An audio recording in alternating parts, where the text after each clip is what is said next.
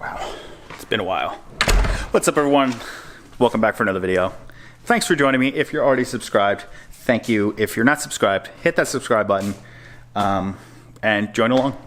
So I know I've been extremely lazy lately. I really haven't had much to do with the vehicles and I haven't filmed much. So it's trying to get back into the swing of things. Got the truck in here, got to do an oil change on it. Gonna finally change the cabin air filter, which I don't know where I put the new one. That's around somewhere, but I did last change it. I actually couldn't remember how to change it, so I went back to my video, which I'll link in the top corner, my video on how to change the cabin air filter. In that video, I said I did it at 28,000 miles. I now have 51,000 miles, close to 52, 51,888 on this, so just call it 52,000 miles.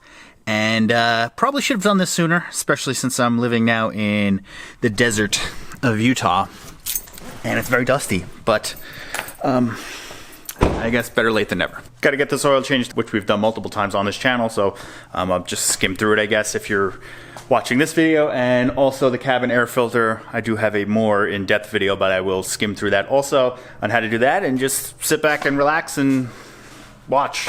Let's get this done. I've been really lazy.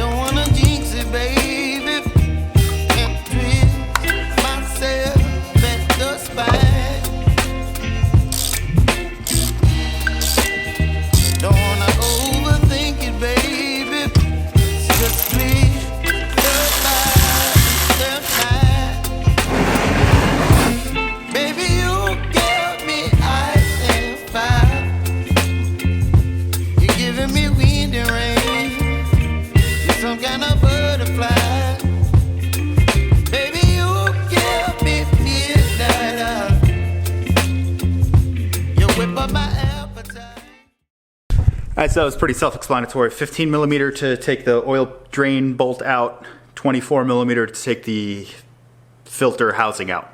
Pretty simple. Put it back together and you're done. Gonna leave some Amazon links down below of the stuff I used in this video, so if you're doing your own oil change or whatever and you want to support the channel, use those links. Helps us all out. Helps you, helps me, helps everyone. So the thing I'm more excited about doing now that we got that out of the way is doing the cabin filter, which, like I mentioned before, I did it at 28,000 miles, and now I'm at 51, almost 52, which is a shorter interval than last time, but it's a lot more dusty, from what I assume is a lot more dusty out here, and I'm assuming this is going to be absolutely horrendous, so let's go do this. All right, so I put a light in there so we can actually see what's going on, but cabin air filter is behind this. Once again, you could go check out the other video, but if you didn't and you're watching, cabin air filter is behind your glove box. Just takes a couple things. There's 2 pins you got to take out from underneath it. And then when you open it, if I remember correctly, you just have to like turn it the right way to get the whole glove box out of the way. If you have a bunch of crap in it like I do, be careful.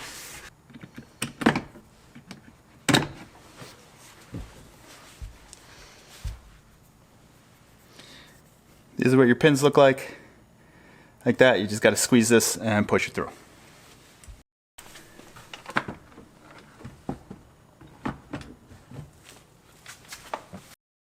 So your air filter is in here. I don't know if I'm going to be able to do this with one hand. But let me pop this off.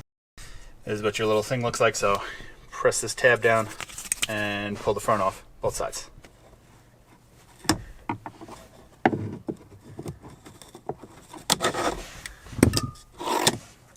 Before we take a look at the old one next to a brand new one, just remember airflow is going down for when you take this out. If you have the stock one, it shows you when you take that panel off, but this STP one, it's on the side, so just remember airflow down.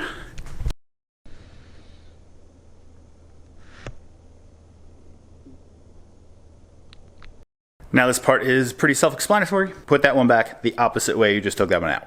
It's actually easier because you don't have to fight with those little lips to pull it out. So I'm just gonna slap this thing back together and that's it.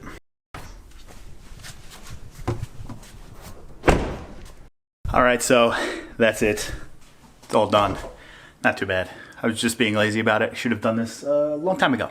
I actually had that cabin air filter from the summertime, and then I went to change it one day and then something happened and I just forgot about it until today when I finally built up the motivation to do the oil, but we're done.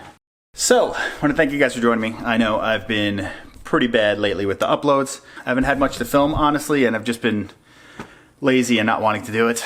If you made it this far in the video, I will give you a little bit of a update. We do have a steering wheel that we're going to be installing in the BMW, but I do have to get a quick release. Well, I don't need quick release, but I do need to buy a hub adapter to take the old stock steering wheel off and get this one on.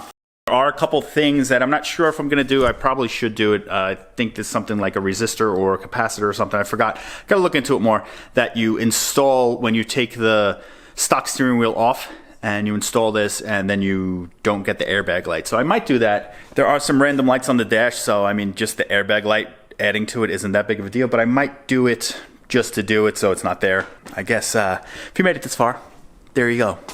Little inside info.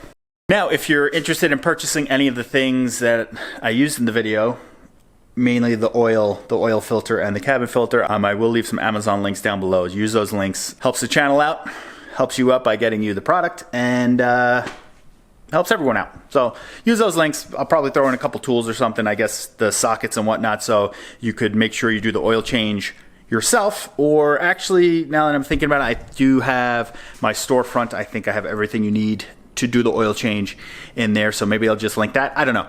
We'll see how it goes. So use those links down below. I appreciate you guys watching. I will see you guys in the next one. I'm going to shut up now and I will peace out. Hit that subscribe button. Leave some comments down below. Hit that like button. And I will see you guys in the next one. Peace out. Don't leave me here high and dry.